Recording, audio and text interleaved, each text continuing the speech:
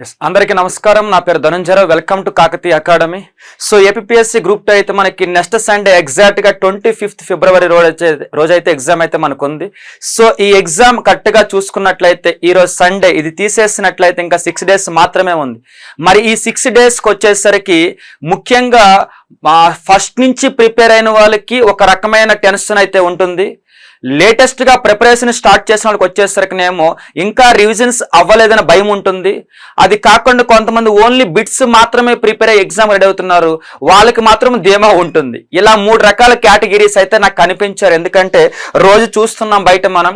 So ఒకటి long నుంచి prepare అవుతున్నారు, కానీ వాళ్ళు ఏం చేస్తారంటే డిఫరెంట్ టెస్టులు రాయడం వలన, బయట ఎక్కువగా పుస్తకాలను అనాలిసిస్ చేయడం వలన వాళ్ళు ఎంత చదివినా కూడా ఇంకా సబ్జెక్ట్ ఉంది కదా. అందులో కూడా ఏపీఎస్సి గ్రూప్ 1 అనేది మొన్న పెట్టినప్పుడు ప్రిలిమినరీ ఎగ్జామ్ చాలా భయపెట్టారు. 240 మార్క్స్కి 60 మార్కులు రావడం గగనమయ్యేలా ఎగ్జామ్ పెట్టారు. సో అదొక భయం ఇంకా పోలేదు చాలా మంది సీనియర్ ఆస్పిరెంట్లు. అలాగే ఏపీఎస్సి గ్రూప్ 4 మెయిన్స్ లో జిఎస్ పేపర్ కూడా చాలా వరకు భయపెట్టింది. 150 మార్క్స్కి 78 రావడమే గగనంలో తయారు చేసింది ఆ పేపర్. సో ఈ 2 భయాలు పోకుండానే మరలా గ్రూప్ 2 ప్రిలిమినరీ రెడీ అవుతున్నారు సీనియర్ ఆస్పిరెంట్స్. సో వాళ్ళకి ఒక రకమైన భయం అయితే ఉంది. ఇక మోడరేట్ గా ప్రిపేర్ అయ్యి, అంటే ఎగ్జామ్ ఒక 3-4 months బిఫోర్ నుంచి ప్రిపేర్ అవుతున్న వాళ్ళకి నెంబర్ ఆఫ్ టైమ్స్ రివిజన్ చేస్తున్నారు, కానీ ఇంకేదో మర్చిపోయామని, ఇంకేదో గుర్తు రావడం లేదని, సరిగ్గా చదివిందంతా గుర్తొస్తుంది కానీ ఏదో చిన్న డ్రాబ్యాక్ లైక్ మొఘల్స్ లేకపోతే మౌర్యాస్, ఢిల్లీ సుల్తాన్లో ఏదో ఒక డౌట్స్ అయితే పెండింగ్ అయితే ఉందన్న భయం అయితే క్యారీ అవుతూ ఉంటది. ఇక ఓన్లీ బిట్స్ ప్రిపేర్ అయ్యే వాళ్ళకైతే ఏ భయం లేదు, ఎందుకని ఓన్లీ బిట్సే ప్రిపేర్ అవుతారు. ఆ బిట్స్ ఒకటే నిజమని ఫీల్ అవుతారు కాబట్టి అదొక టైప్ ఆఫ్. ఇలా 3 types ఉంటాయి. ఈ వీడియో ద్వారా మీకు నేను చెప్పదలుచుకుంది ఈ 6 రోజులు ఫ్రూట్ఫుల్ గా ఉపయోగించుకుంటే ఓకే. ముఖ్యంగా 2 months 3 months before preparation start చేసిన వాళ్ళకి, నోటిఫికేషన్ వచ్చాక ప్రిపరేషన్ స్టార్ట్ చేసిన వాళ్ళకి, అలాగే జాబ్ చేస్తూ ప్రిపేర్ అవుతున్న వాళ్ళకి, వీళ్ళైతే 100% గట్టెక్కడానికి, అంటే 100% స్క్రీనింగ్ టెస్ట్ క్వాలిఫై అవడానికి అవకాశం ఉండేలాగా ఈ 6 రోజుల యొక్క ప్లానింగ్ అయితే మీకు చెప్పబోతున్నా. సీనియర్ ఆస్పిరెంట్స్ అనేవాళ్ళు వాళ్ళ ప్లానింగ్ ఉపయోగించుకోవచ్చు, లేదా వాళ్ళ సొంత ఇష్టం, వాళ్ళ ఇష్టం అది. ఇక లేటెస్ట్ గా బిట్స్ మాత్రం ప్రాక్టీస్ చేసిన వాళ్ళు కూడా ఈ 6 రోజులు ఈ ప్లాన్ అనేది ఫాలో అయినట్లయితే 100% క్వాలిఫై అవడానికి అవకాశం ఉంటుంది. మరి ఏంటి ఆ ప్లాన్ చూడండి. సో క్లారిటీ వచ్చింది కదా ఎవరెవరికి దేనికోసం అనే వీడియో. క్వాలిఫై అవ్వచ్చా లేదా ప్లాన్ అంతా అయిన తర్వాత మాట్లాడదాం. ఫస్ట్, రేపు మనకి 19th ఫిబ్రవరి అలాగే 25th ఎగ్జామ్ కాబట్టి 24th ఫిబ్రవరి వరకు ప్రిపేర్ అవ్వచ్చు. నన్ను అడిగితే 19th ఫిబ్రవరి నుంచి స్టార్ట్ చేసి 24th ఫిబ్రవరి మధ్యాహ్నం కల్లా ప్రిపరేషన్ ఆపేస్తేనే బెటర్. లేదనుకోండి ఇంత హెవీ కంటెంట్ ఒకేసారి మైండ్లోకి ఎంటర్ అయిన తర్వాత ఒకవేళ పేపర్ అనేది బిట్ సైజ్ పెద్దగా ఉంటే మైండ్ అంతా కూడా ఏమైపోద్దంటే ఆఫ్ అయిపోతుంది అనమాట. కాబట్టి 24th ఆఫ్టర్నూన్ టైం కల్లా ప్రిపరేషన్ ఆపేసుకొని, స్క్రీనింగ్ టెస్టే కాబట్టి వీలైనంత వరకు కూల్ గా ఉండి ఎగ్జామ్కి వెళ్తేనే ఉన్నంత వరకు చదివినంత వరకు బిట్స్ పోకుండా బబుల్ చేసి రావచ్చు. ఇది ఒకటి తెలుసుకోండి. ఇంకొకటి, 19th నుంచి 24th ఆఫ్టర్నూన్ వరకు కూడా అసలు ఎలా ప్రిపేర్ అయితే బెటరో చెబుతాను నేను. మొత్తం 5 సబ్జెక్టులు అయితే ఉన్న స్క్రీనింగ్ టెస్ట్ లో 5 మ్యాథ్స్ బ్యాక్గ్రౌండ్ ఉన్న వాళ్ళైతే మెంటల్ ఎబిలిటీ ఒకటి, నెక్స్ట్ వచ్చేసరికి జాగ్రఫీ ఒకటి బలం పెంచుకోండి. 5 కూడా ఎవరు ముఖ్యంగా మ్యాథ్స్ బ్యాక్గ్రౌండ్ ఉన్న వాళ్ళైతే. మ్యాథ్స్ బ్యాక్గ్రౌండ్ లేని వాళ్ళైతే సొసైటీలో వెల్ఫేర్ మెకానిజం 3rd సెక్షన్ పూర్తిగా బలం పెంచుకోండి. తర్వాత వచ్చేసరికి మీరు జాగ్రఫీ కూడా బలం పెంచుకోండి. వీటితో పాటు మీరు వచ్చేసరికి ఏపీ కరెంట్ అఫైర్స్ ఒకటి బలం పెంచుకోండి. సో వీటి ద్వారా మీకు ఒక 50 మార్క్స్ వచ్చే అవకాశం ఉంటుంది. ఇప్పుడు చూడండి, 19వ తారీఖు వచ్చేసరికి మెంటల్ ఎబిలిటీలో కేవలం లాజికల్ రీజనింగ్ మాత్రమే తీసుకోండి. సో లాజికల్ రీజనింగ్ 4 టాపిక్స్ ఉన్నాయి. రిస్క్ చేసి ప్రిపేర్ అవ్వద్దు. సింపుల్ గా మనకి 4 టాపిక్స్ లో కూడా ఒక్కొక్క టాపిక్ కి 4 రూల్స్ ఉంటాయి. సో 4 టాపిక్లకి మీద కలుపుకొని 16 రూల్స్ ఉంటాయి లాజికల్ రీజనింగ్ లో. సో అందులో మీరు సరిగ్గా చూస్తే ఒక్కొక్క టాపిక్ లో 4 రూల్స్ తెలుసుకొని ఒక్కొక్క టాపిక్ మీద ఒక 20 క్వశ్చన్స్ ప్రాక్టీస్ చేయండి, ఒక ½ an hour చొప్పున. అలా మీరు 4 టాపిక్స్ మీద కూడా 4 రూల్స్ చూసుకొని ఒక్కొక్క టాపిక్ మీద 20 క్వశ్చన్స్ మైండ్కి అలవాటు చేసి కూల్ గా ఫాస్ట్గా పరిగెట్టి ఫాస్ట్గా చేసి మర్చిపోయి మరలా రివిజన్ టైం లేదు ఇక్కడ.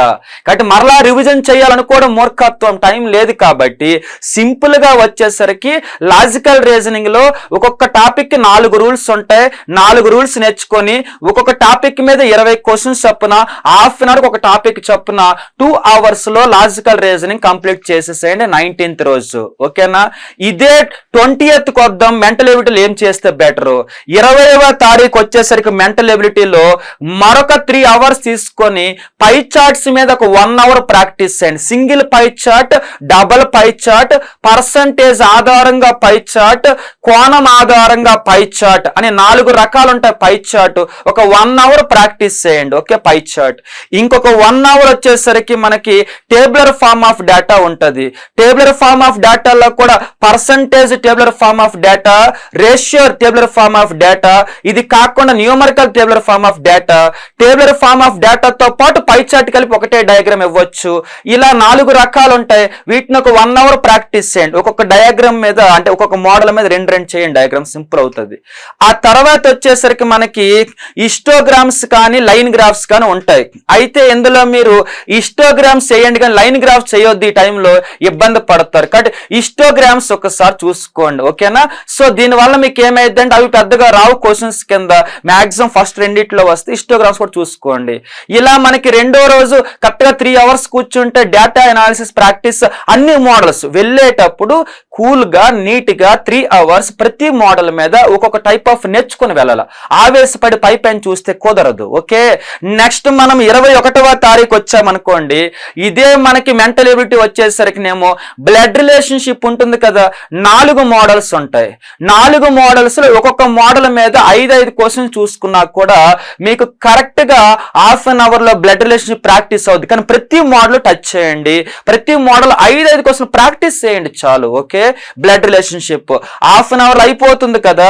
ఇంకా ఉన్న టైంలో వచ్చేసరికి సిరీస్, నెంబర్ సిరీస్ ఉంటుంది, లెటర్ సిరీస్ ఉంటుంది, నెంబరు లెటర్ ఉంటుంది, అలాగే రిపీటెడ్ ఆల్ఫాబెట్ సిరీస్ ఉంటుంది అనమాట.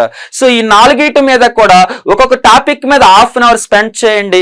ఇలా మీకు 2.5 hours 2 hours లో వచ్చేసరికి సిరీస్ కూడా అయిపోతుంది. ఇంకొక హాఫ్ అన్ అవర్ ఉంటుంది. ఒక్కసారి క్లాసిఫికేషన్ లో కూడా వర్డ్ క్లాసిఫికేషన్ ఒక్కసారి చూసుకోండి, ఎందుకైనా మంచిది. తర్వాత నెంబర్ క్లాసిఫికేషన్ చూసుకోండి, తర్వాత లెటర్ క్లాసిఫికేషన్ చూసుకోండి. ఇలా మీరు ఒక 3 hours కష్టపడి 21వ తారీఖున రీజనింగ్ నుంచి కొన్ని టాపిక్స్ కవర్ చేసుకుంటారు. ఇలా మెంటల్ ఎబిలిటీలో లాజికల్ రీజనింగ్ నుంచే మనకి 6 marks వరకు వస్తాయి. తర్వాత డేటా అనాలిసిస్ నుంచి మనకి ఈజీగా ఒక 3 marks వరకు వస్తాయి. 9 అయిపోయినాయి. ఇప్పుడు చెప్పిన రీజనింగ్ 4 టాపిక్స్ నుంచి 4 క్వశ్చన్స్ వచ్చే అవకాశం ఉంది. 13 marks ఎక్కడికి అయిపోయినాయి మీకు. ఓకే, ఒక్క మెంటల్ ఎబిలిటీ కూల్ గా చూసుకో, అన్ని మోడల్ టచ్ చేయాలి. కాకపోతే ఇక నెక్స్ట్ వన్ 22వ తారీఖు వస్తే మీరు ఆ రోజు ఎనాలిజీ, కోడింగ్, డీకోడింగ్, ఎనాలిజీలో ఉన్నటువంటి 6 మోడల్స్ కూడా మోడల్ కి 5 క్వశ్చన్ చొప్పున చూసుకొని రండి. తర్వాత కోడింగ్, డీకోడింగ్ లో 10 మోడల్స్ ఉంటాయి. మోడల్ కి కనీసం 3-4 క్వశ్చన్ చొప్పున చూసుకొని అయితే కూల్ గా రండి, ఆవేశం లేదు. 1 hour చూసుకున్నా కూడా 2 hours. ఈ 2 కలిపి మీకు ఇంకొక 3 మార్కులు వచ్చే అవకాశం వస్తుంది. ఇక్కడికి 17-16 మార్క్స్ వచ్చేస్తాయి. ఇప్పుడు అర్థమెటిక్ లోకి వచ్చినట్లయితే ఓకేనా, అర్థమెటిక్ లో 23వ తారీఖు రండి. అప్పుడు మీరు ఏం చేయాలంటే నెంబర్ సిస్టమ్ 3 మార్కులు వస్తాయి అప్రాక్సిమేట్ గా, సంఖ్యామానం. కరెక్ట్గా మీకు 17 మోడల్స్ ఎన్ని ఉంటాయి ఓపిక్ గా చూసుకోండి. నెంబర్ సిస్టమ్ ఓకే, మర్చిపోవద్దు. నెంబర్ సిస్టమ్ లో కాన్స్టాంట్ నెంబర్ సిస్టమ్ మోడల్ ఉంటుంది, కన్ఫర్మ్ చూసుకోండి. ఒక క్వశ్చన్ గ్యారంటీగా వస్తుంది. ఓకే, ఆ తర్వాత వచ్చేసరికి భాగాహారం, డివిజిబిలిటీ ఐడియా ఉంది కదా, భాగఫలము, విభాజకం, విభాజ్యం, అందులో ఒక క్వశ్చన్ గ్యారంటీగా వస్తుంది. 2 క్వశ్చన్స్ వస్తాయి. ఇంకొకటి ఎలాగైనా ఇవ్వచ్చు వాళ్ళు. 3 క్వశ్చన్స్ వస్తే ఒక నెంబర్ సిస్టమ్ నుంచి అక్కడికే 19 మార్క్స్ రీచ్ అయిపోతున్నాం మనం నీట్ గా చూసుకుంటే. ఆ తర్వాత పర్సంటేజ్ నుంచి ఒక క్వశ్చన్ వస్తుంది, సింపుల్ ఇంట్రెస్ట్ నుంచి ఒక 2 మార్కులు వస్తాయి. ఓకే, ఇక్కడికి మీరు 23వ తారీఖు నువ్వు చూసుకుంటే 22 మార్క్స్ వరకు వచ్చేస్తారు ఇప్పటికే మెంటల్ ఎబిలిటీ నుంచి. ఇక తర్వాత 24వ తారీఖు మార్నింగ్ ఒక 1 hour యావరేజెస్, 1 hour ఏమో వీలైతే రేషియో ప్రపోర్షన్ అయితే వదిలేయండి. రేషియో ప్రపోర్షన్ యావరేజ్ చేసినట్లయితే మీకు అక్కడ 3-4 మార్క్స్ వస్తాయి. ఇలా 25కి రెడీ అయి వెళ్తున్నారు మెంటల్ ఎబిలిటీ. కేవలం 6 రోజులు ప్లాన్ చేసుకుంటే ఇంత కవర్ అవుతుంది. ఓపిక్ గా చదవాలా. ఓకేనా, 1 hour 2 hours కోసం రోజుకి 16 గంటలు చదివితే కానీ షెడ్యూల్ అవ్వదు. సో మెంటల్ ఎబిలిటీ రోజుకి 3 గంటలు చప్పుని చెప్పుకుంటూ వచ్చా నేను. ఆ తర్వాత మీరు 19th వచ్చేస్తే ఇక మెంటల్ ఎబిలిటీ అయిపోయిందిగా. 25 మార్కులు ఎలా కవర్ చేయాలి షార్ట్ టర్మ్ లో ఒక ఆర్డర్ ప్రకారం చెప్పుకుంటూ వచ్చాను నేను. మరి ఇప్పుడు ఇదే సమయంలో వచ్చేసరికి నెక్స్ట్ హిస్టరీకి వస్తున్నా. హిస్టరీ రెండు రకాలుగా ఉంటది. ఒకటి ఈజీగా అందరికి తెలిసిన పేర్లు ఇవ్వడం, అదే క్విట్ ఇండియా మూమెంట్, అదే ఆ ఇండియన్ నేషనల్ ఆర్మీ స్థాపన. కానీ ఇందులో రెండో స్టేజ్ ఉంటది. ఇండియన్ నేషనల్ ఆర్మీ స్థాపన ఎప్పుడు, ఏ ఇయర్, ఎవరు అనేది first stage. Indian national army స్థాపన గల కారణాలు, స్థాపించిన తర్వాత ప్రభావాలు, అది సెకండ్ స్టేజ్. సో రెండు రకాలు ఉంటాయి. మొదటి స్టేజ్ ఇస్తే స్టేట్ మొత్తం టిక్కులు పెడతారు. రెండో స్టేజ్ ఇస్తే స్టేట్ మొత్తం స్టేట్ ఆస్పిరెంట్స్ ప్రిపేర్ సరిగ్గా అవరు, వాటికి అంత డెప్త్ ప్రిపేర్ అవ్వరు, దానివల్ల పోగొట్టేస్తారు. సో అందరం ఒకటైపోవచ్చు కస్టింగ్ ఇచ్చినప్పుడు. ఈజీగా వచ్చినప్పుడు అందరికీ మార్క్స్ వస్తాయి. ఇది ఒక్కటి తెలుసుకోండి మైండ్ లో, ఓకేనా? కాబట్టి రీసెర్చ్ చేయకండి ఈ సమయంలో హిస్టరీ మీద. మరి ఇప్పుడు చూద్దాం హిస్టరీకి సంబంధించి. వీలైనంత వరకు హిస్టరీకి సంబంధించి ఈ 6 రోజుల్లో కంటెంట్ కొంచెం తక్కువ చదివి బిట్స్ ఎక్కువ ప్రాక్టీస్ చేయండి. టెస్ట్, గ్రాండ్ టెస్టులు రాయడానికి ఈ టైంలో స్పెండ్ చేయదు. చాలా టైం పోతుంది. నాలాంటి మెంటర్షిప్ తీసుకున్న టెస్టులు రాసే వాళ్ళకి ఓకే, వాళ్ళు చాలా కంట్రోల్డ్ గా టైం టేబుల్ ఉంటుంది అనమాట. నార్మల్ గా ఓన్ గా ఉన్నప్పుడు ఈ సమయంలో గ్రాండ్ టెస్టులు రాస్తాను హాఫ్ డే, ఫుల్ డే పెట్టుకున్నారు అనుకోండి, ఆ సమయంలో చాలా కంటెంట్ పోతుంది, రివిజన్ అవ్వద్దు. అది ఒకటి తెలుసుకోండి, సరిపోద్దు. ఓకే, ఇప్పుడు హిస్టరీకి వద్దాం మనం. 19వ తారీఖు అంటే రేపు వచ్చేసరికి ఏం చేస్తారంటే, యూరోపియన్స్ రాక నుంచి సెఫైల్ తిరుగుబాటు వరకు కూడా ఒక్కసారి ఆ తిరుగుబాట్లు, ఓకేనా, మీకు ఇబ్బంది అనిపిస్తుంది ఇంతకుముందు వన్స్ చదివి ఉంటే బిట్స్ ప్రాక్టీస్ చేయండి ఆ కంటెంట్ మీద. ఓకే, బిట్స్, ఎందుకంటే మాక్సిమము పాత బిట్స్ రిపిటేషన్ అవుతాయి ఈ ఏరియా మాత్రం. సో ఈ ఏరియా నుంచి మీకు ఒక 3 మార్కులు వచ్చే అవకాశం ఉంది. కాబట్టి 3 మార్కులు గ్యారంటీగా రావాలంటే ఈ ఏరియాలో మీరు ప్రీవియస్ బిట్స్ ఏమైనా దొరికితే ప్రాక్టీస్ చేయండి. ఇన్స్టిట్యూట్లు పెట్టేవి కావు, ఇన్స్టిట్యూట్లు పెట్టేవి రేపొద్దు ఎగ్జామ్ హాల్లో చూస్తారు, అస్సలు మ్యాచ్ అవ్వని. కాబట్టి ప్రీవియస్ బిట్లు దొరికితే ఈ ఏరియాలో 1600 యూరోపియన్స్ రాక నుంచి కూడా ఎంతవరకు మీరు సెఫైల్ తిరుగుబాటు వరకు ప్రీవియస్ బిట్స్ చూసి ఒక 3-4 మార్కులు వచ్చేస్తాయి. యాసిటీస్ రావడానికి కూడా అవకాశం ఉంటుంది ఈ ఏరియా అయితే మాత్రం. ఒకటి. రెండవది 20వ తారీఖు వచ్చేసరికినేమో సెఫైల్ తిరుగుబాటు నుంచి కూడా నేషనల్ మూవ్మెంట్ ఎండింగ్ వరకు చదవండి. ఓకే, సెఫైల్ తిరుగుబాటు నుంచి నేషనల్ మూవ్మెంట్ ఎండింగ్ వరకు కూడా వీలైతే మాక్సిమము ప్రీవియస్ బిట్స్ చూడండి. ఓకే, మాక్సిమం ప్రీవియస్ బిట్స్ చూడండి 20వ తారీఖు కూడా. దీనివల్ల ఏమైందంటే ఇందులో కూడా ఎక్కువగా ప్రీవియస్ బిట్లు వచ్చే అవకాశం ఉంటుంది ఈ ఏరియా వరకు. సో ఇలా మీకు 2 రోజుల మీద 10 మార్కులు కవర్ అయితే, కాకపోతే ఇంతకు ముందు వన్స్ చదివి ఉంటేనే ప్రీవియస్ బిట్లు చూడండి, డైరెక్ట్ గా చూస్తే ఇబ్బంది అవుతుంది. సో దానివల్ల మీకు సబ్జెక్ట్ రివిజన్ ఫాస్ట్ గా అవుతుంది ప్రీవియస్ బిట్ల వలన. సో ఇలా మీకు 2 రోజుల మీద 10 మార్కులు వచ్చే ఛాన్స్ చెప్పాను. ఓన్లీ ప్రీవియస్ బిట్లు చూసి ఎక్కడైనా డౌట్స్ ఉంటాయి, లైక్ మనకి గవర్నర్ జనరల్స్ డౌట్ ఉంది, ఒకసారి చూస్తాం అంతే. లేదు సెఫైల్ తిరుగుబాటులో ఎవరిపైన విన్నారు చూడాలనుకోండి, ఒకసారి చూస్తాం అంతే. అర్థమైంది కదా? అలాగే డల్హౌసీ రాజ్య సంగ్రహం సిద్ధాంతం ఒక్కసారి చూస్తాం ఎవరెవరు ఎక్కడని చెప్పేసి. ఓకే, ఇదే కాలంలో వచ్చేసరికినేమో మలి మొఘలు ఉంటారు. మలి మొఘల్లో ఉన్న వాళ్ళ పేర్లు ఒక ఆర్డర్ వేసి చూడండి, ఒకసారి చూస్తాం. ఓకే, సో డౌట్ ఉంటే, లేదా యుద్ధాలు ఉన్నాయి కదా, ఆంగ్లో కర్ణాటక, ఆంగ్లో మైసూర్, ఇవి ఒక్కసారి ఏ యుద్ధం ఎలా క్లోజ్ అయింది, ఎలా ఎండ్ అయింది, ఎవరెవరు పార్టిసిపేట్ ఒకసారి చూసుకోండి. కానీ 2 రోజుల్లో 10 మార్కులకి కనీసం 5 మార్కులు వచ్చేలాగా ప్రిపేర్ అవ్వండి. ఓకేనా? ఆ తర్వాత 21వ తారీఖు వచ్చేసరికి ఢిల్లీ సుల్తాన్లు మొఘల్స్. ఢిల్లీ సుల్తాన్లు మొఘల్స్ లో మేజర్ గా మీరు ఇంపార్టెన్స్ ఇవ్వాల్సింది, ఢిల్లీ సుల్తాన్లు మొఘల్స్ లో వాళ్ళ యొక్క సంస్కరణలు, రీఫార్మ్స్. మీరు ప్రిపేర్ అవుతున్న గ్రూప్ 2కి, ఏపీపీఎస్సీకి, నాట్ ఎస్ఐ కానిస్టేబుల్ కాదు. రాజు ఏంటి, రాజు బిరుదు ఏంటి, రాజు ఏ ఊర్లో ఉన్నాడు, ఇవి కాదు చదవాల్సింది ఇక్కడ. ఒక్కసారి వాళ్ళ కాలంలో రీఫార్మ్స్, లైక్ అల్లావుద్దీన్ ఖిల్జీ యొక్క రీఫార్మ్స్, అక్బర్ రీఫార్మ్స్, కానీ వీటి యొక్క రీఫార్మ్స్ అంటే ల్యాండ్ రీఫార్మ్స్ ఉంటాయి కదా సంస్కరణలు, వాటిని చదవాలి మీరు. ముఖ్యంగా భూ సంస్కరణలు చాలా ఇంపార్టెంట్ వీళ్ళ కాలంలో. అది కాకుండా నెక్స్ట్ వచ్చేసరికినేమో వీళ్ళ కాలంలో ముఖ్యంగా మీకు ఆర్కిటెక్చర్ ఉంటుంది. ఓకే, ఆర్కిటెక్చర్ చాలా బాగా చదవాలి, బిట్ కన్ఫామ్ గా వస్తుంటే ఏరియా నుంచి. సో మొఘల్స్ ఢిల్లీస్ వచ్చేసరికినేమో ఒక రోజు పాటు ఒక్కసారి ఆర్కిటెక్చర్ రీఫార్మ్స్ చదివి ఒక 1 hour 2 hours పాటు ఒక 100 బిట్లు అయితే 100-200 బిట్లు ప్రాక్టీస్ చేస్తే అలా 2 రోజుల్లో మీకు హిస్టరీలో 2 లెసన్స్ కవర్ అయితే. 21వ తారీఖు వస్తున్నాం మనం, అయిపోయిందా? 22వ తారీఖు వస్తున్నాం మనము, భక్తి ఉద్యమాలు మరాఠా మరాఠా ఉద్యమాలు. ఓకే, మరాఠా సామ్రాజ్యం నుంచి కన్ఫామ్ గా బిట్టిస్తారు. మరాఠా సామ్రాజ్యంలో శివాజీ కాలము, శివాజీ అనంతర కాలం వచ్చేసరికి చాలా ఇంపార్టెంట్. శివాజీ కాలం ఈజీగా రైట్లు అవుతాయి, కానీ శివాజీ అనంతర కాలం పేష్వాలు ఉంటారు 700 మంది. సో వాళ్ళ పేర్లు, వాళ్ళు ఏ కాలంలో ఉన్నారు, ముఖ్యంగా వాళ్ళ కాలంలో మొఘల్ కింగ్ ఎవరు, ఇది కంపేర్ చేసి ఒకసారి చాలా కన్ఫర్మ్ బిట్ వస్తుంది. ఓకే, పేష్వాల గురించి. ఆ తర్వాత మరాఠాస్ కాలంలో ఫేమస్ సందులు, అంటే ఏ సంధి ఎక్కడని చెప్పేసి. సో ఒక్కసారి పేపర్ మీద ఏ సంధి ఏ ఇయర్ ఎవరెవరి మధ్య ఒక్కసారి రాసుకుని ఒక బిట్ కన్ఫామ్ గా వస్తుంది మరాఠాస్ నుంచి. ఇక భక్తి ఉద్యమాలు అంటారా, భక్తి ఉద్యమం వచ్చేసరికి అదేమి మిడివల్ లో స్టార్ట్ అవ్వదు. భక్తి ఉద్యమం ఆది శంకరాచార్య 8th సెంచరీ నుంచి స్టార్ట్ అయ్యి మీకు అప్రాక్సిమేట్ గా 16వ సెంచరీ వరకు కొనసాగుతుంది భక్తి ఉద్యమం అనేది. కాబట్టి ఇదంతా అక్కడ చదవాల్సి వస్తే ఒక ఆర్డర్ వైజ్ ఉండదు. అందుకే సింపుల్ గా సూఫీ ఉద్యమాలు, తర్వాత నార్మల్ నాయనార్లు ఆళ్వార్లకు ఉద్యమాలు ఒకసారి చూసుకోండి. ఇలా మీకైతే 22వ తారీఖు అయితే అయిపోయింది. 23వ తారీఖు హిస్టరీలో సింధు నాగరికత, వేదిక్ కల్చర్ రెండింటిని ఒక్కసారి చూసుకోండి. సింధు నాగరికతలో సైట్స్, ప్రదేశాలు ఇంపార్టెంట్. వేదిక్ కల్చర్ లో కల్చర్ కంపారిజన్, సంస్కృతి కంపారిజన్ చాలా ఇంపార్టెంట్, తొలికి మలికి. ఓకే, ఆ తర్వాత 24వ తారీఖు ఉదయం వచ్చేసరికినేమో వీలైతే మౌర్యులు, గుప్తులు ఒక్కసారి చూసుకోండి. ముఖ్యంగా మౌర్యులకు సంబంధించిన శాసనాలు కానీ, మౌర్యుల యొక్క ఆర్కిటెక్చర్, అప్పుడే స్టార్టింగ్ గుహలు స్టార్ట్ అవుతాయి, వాళ్ళ ఆర్కిటెక్చర్ కానీ చూడండి. గుప్తుల కాలంకి వచ్చేసరికి ఆర్కిటెక్చర్, ముఖ్యంగా ఆ కాలంలో సాహిత్యం చాలా ఇంపార్టెంట్ గుప్తుల కాలంలో. సో ఈ రెండు చూసుకోండి. వీళ్ళు మర్చిపోయి అయితే వెళ్ళకండి. Fahien, Hiuen song, eth Singh ని, వీళ్ళని ఎట్టి పరిస్థితుల్లో వాళ్ళ పేరు 4 ఉంటారు. వాళ్ళ పేర్లు, వాళ్ళు ఏమేమి చెప్పారో వాళ్ళ కాలంలో అవి, మెగాసినస్ ఇండికా యొక్క గ్రంథం, వీళ్ళు 5గురిని అయితే ఒక బిట్ కన్ఫామ్ గా వస్తుంది. ఎలా ఆడుతారో వాళ్ళ ఇష్టము, ఇక్కడ చూసుకొని అయితే వెళ్ళండి. ఇలా హిస్టరీ అయితే మాత్రం యావరేజ్ గా చెప్పాను 2 రకాలు ఉంటది. డైరెక్ట్ గా బిట్లు అందరికి తెలిసినవి ఇస్తే అందరికి 20 మార్కులు దాటుతాయి. రెండో స్టేజ్ ఎగ్జాంపుల్ భక్తి ఉద్యమం ఉందనుకోండి.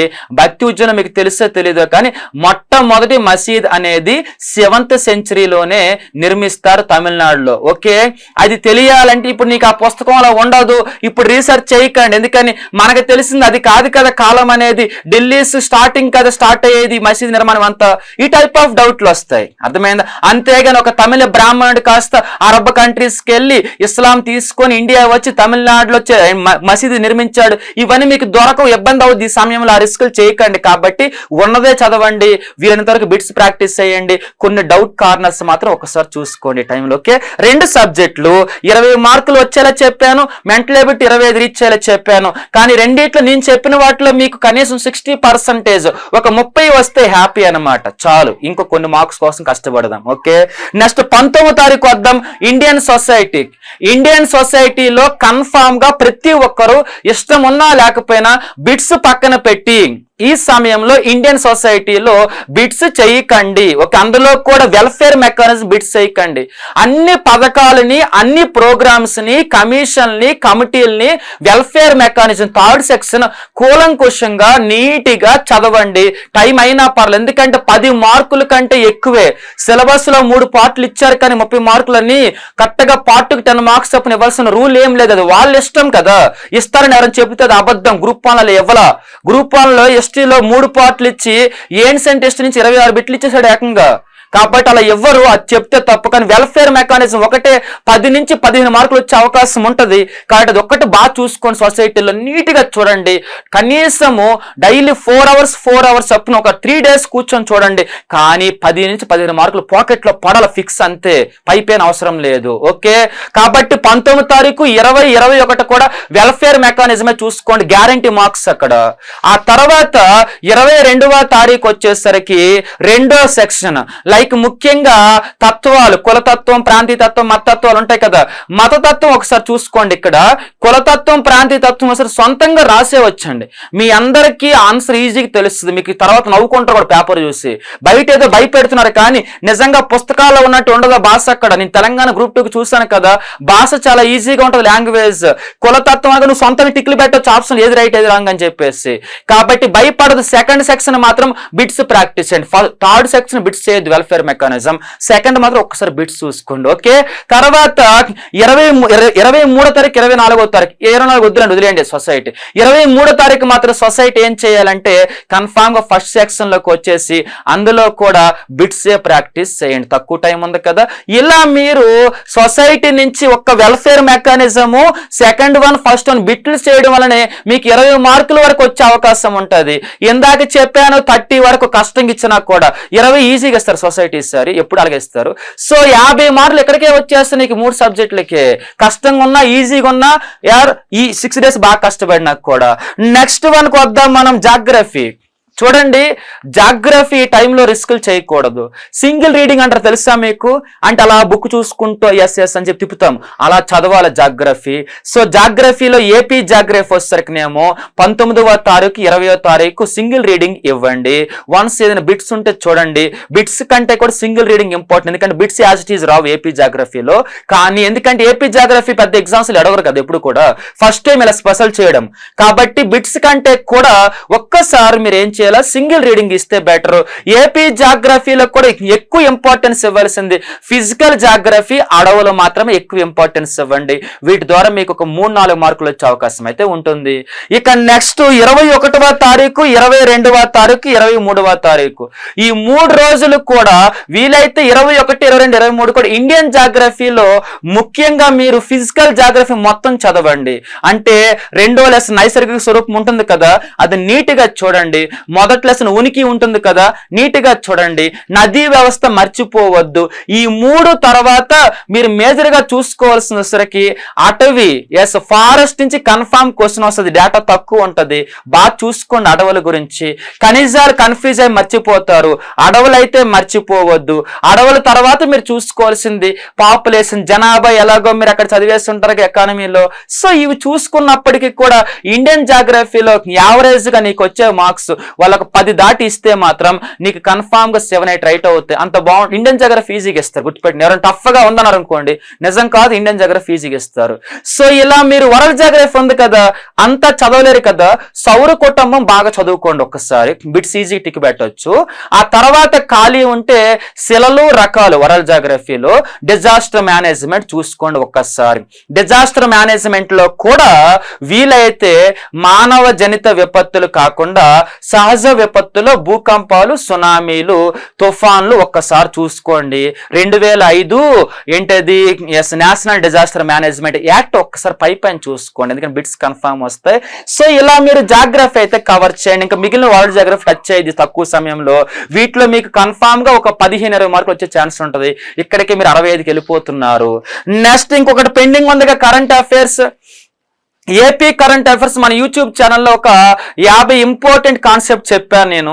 సో మ్యాక్సిమం నా గెస్ ప్రకారం అయితే ఆ 50 కాన్సెప్ట్స్ నుంచి కనీసం 3-4 అయితే వస్తాయి అనుకుంటున్నాం మరి.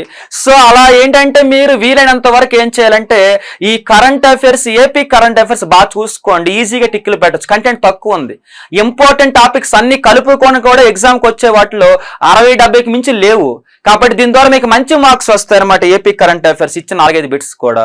ఆ తర్వాత 20వ తారీఖు నుంచి జాతీయ కరెంట్ అఫైర్ చూసుకోండి.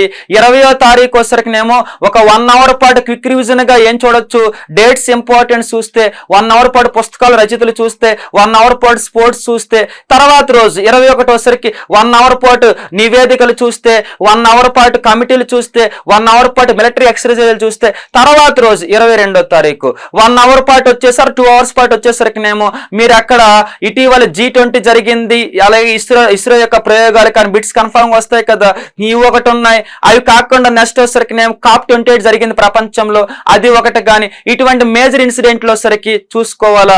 22వ తారీఖు 23వ తారీఖు వచ్చరికి పద్మ అవార్డ్స్, జనవరి డిసెంబర్ ఒక్కసారి క్విక్ రివిజన్ చేయండి, ఎక్కువ బిట్స్ అక్కడి నుంచి వస్తాయి. సో ఇలా మీరు కరెంట్ అఫైర్స్ కవర్ చేసుకోండి ఈ యొక్క 6 రోజుల్లో. 6 రోజులు ఇప్పుడు ఏమేమి టాపిక్స్ చెప్పుకున్నామో వాటిని కవర్ చేసినట్లయితే కరెక్ట్ గా ఒక్కటి మర్చిపోవద్దు, టైం అయిపోతుంది ఫాస్ట్ గానే. మనం ఎక్కువసేపు చదవాలి అంటే మనం ఎక్కువ చదవాలా కానీ కూల్గా చదవాలి. ఎందుకని బై హార్ట్ చేస్తే గుర్తుండవు. ఇది మీరు అనుకున్న ప్రకారము ఏపీఎస్సి ప్యాటర్న్ చేంజ్ చేశాక గ్రూప్ 1 2 సార్లు టఫ్గా ఇచ్చిన తర్వాత ఫస్ట్ గ్రూప్ 4 కూడా టఫ్గా ఇచ్చిన తర్వాత మెయిన్స్ మరలా గ్రూప్ 2లోకి వస్తున్నారు. ఆ 3 ఎగ్జామ్లు భయపెట్టాక ఇప్పుడు కూడా భయపెడ రెడీ అవుతున్నారు. కాబట్టి మీరు వాళ్ళు కన్ఫామ్గా భయపెడతారు. మీరు జస్ట్ సింగిల్ అని అలా చూసి వెళ్తే ఇది రాదు అది రాదు నెగిటివ్ మార్కులు ఉండదు పోద్ది అనమాట. కాబట్టి ఆ పని చేయకుండా చూసినంత వరకు ఓకే నేను ఇప్పుడు ఏం చెప్పిన వాటిని క్లారిటీగా కూల్గా మైండ్కి ఎక్కిస్తూ ముందుకెళ్ళండి. దాని వలన నేను చెప్పాను 70 మార్కులు వచ్చే విధానం ఈ 6 రోజుల్లో. ఒకవేళ మీకు అంటే కొద్దిగా ఇబ్బంది అయిందనుకోండి 65 మార్కులు తెచ్చుకోండి. ఓకే 60 దాటించుకోండి. పేపర్ టఫ్ అన్నప్పుడు ఈజీగా క్వాలిఫై అయిపోవచ్చు కదా మనం. కాబట్టి ఎన్ని మార్క్స్ కట్ ఆఫ్ ఉంటుందో తెలియదు కానీ ఇప్పుడు నేను చెప్పినట్టు చేస్తే కన్ఫామ్గా బెనిఫిట్ అయితే ఉంటుంది, క్వాలిఫై అవడానికి అవకాశం అయితే ఉంటుంది. సో భయపడ్డ వాళ్ళకి భయపడకండి, ఈ టైం టేబుల్ని ఉపయోగించుకోండి. సీనియర్స్ ఉంటే మీరు ఇంతకుముందు చదివింది ఉంటే ఓకే, ఆల్రెడీ చదవలేదు భయం వేస్తుందంటే ఈ టైం టేబుల్ ఫాలో అవ్వండి.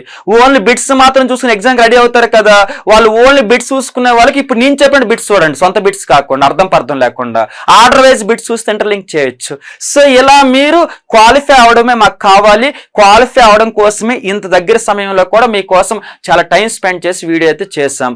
ఇది మీతో పాటు ప్రిపేర్ అయ్యే వాళ్ళందరికీ షేర్ చేయండి, అందరిని ఉపయోగించుకోమని చెప్పండి. ఈ వే అనేది అందరు క్వాలిఫై అవ్వాలా, భయపడకండి. గుర్తుపెట్టుకోండి అత్యంత ఈజీ ఏంటంటే 1:50 అని మర్చిపోవద్దు. ఓకే వాళ్ళు చెప్పారు కదా రెండోసారి కూడా, అంటే మనం అర్థం చేసుకోవాలా ఒక పోస్ట్కి 50 మంది తీసుకుంటున్నారు, నువ్వు ఇప్పుడే ఎంత షివర్ అయిపోతే ఓకేనా 1:1కి 1:2కి ఎంత షివర్ అవ్వాలి. కాబట్టి 1:50 నిజంగా కాంపిటీషన్ ఉండదు. 1:10 1:15 వరకు కాంపిటీషన్ ఉంటుంది. 1:15 దాటినప్పటి నుంచి కూడా కాంపిటీషన్ తగ్గుతూ ఉంటుంది.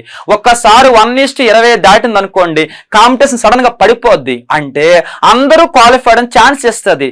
ఈ సమయంలో ఎగ్జామ్లో షివర్ అయిపోయి యాంగ్జైటీ గురయ్యి ఓకేనా బౌలింగ్లు తప్పులు చేసేసి భయపడిపోయి ఆ పని చేయకండి. కూల్గా ఉండండి, అందరూ క్వాలిఫై అవుతారు. ఇది జస్ట్ స్క్రీనింగ్ టెస్ట్ మాత్రమే, నాట్ జాబ్ డైరెక్ట్ ఇవ్వడం లేదు. కాబట్టి స్క్రీనింగ్ టెస్ట్ అంటే ఉన్న వాళ్ళలో అస్సలు ప్రిపేర్ అవ్వకుండా చాలా మంది నాకు తెలిసిన వాళ్ళు అప్లై చేశారన్నమాట. ఇప్పుడు ప్రైవేట్ జాబ్ చేసుకుంటే ఇప్పుడే మొన్నే పుస్తకాలు కూడా నిన్నగాక మొన్నే కొన్నారు ఏకంగా ఒక 15 రోజుల క్రితం. సో ఇటువంటి వాళ్ళు చాలా మంది రాస్తారు. ఇప్పుడు వీళ్ళకి అక్బర్ తండ్రి ఎవరు అక్బర్ కొడుకు ఎవరు తెలుసుకునే లోపు ఎగ్జామ్ అయిపోద్ది. కాబట్టి సో అటువంటి వాళ్ళు భయపడతారు. ఓకే అటువంటి పట్టించుకోరు, ఎందుకంటే ఫార్మాలిటీకి వచ్చారు కాబట్టి. మరి సీనియర్స్ 2-3 మంత్స్ నుంచి ప్రిపేర్ అవుతున్నారు, మీకేం భయం?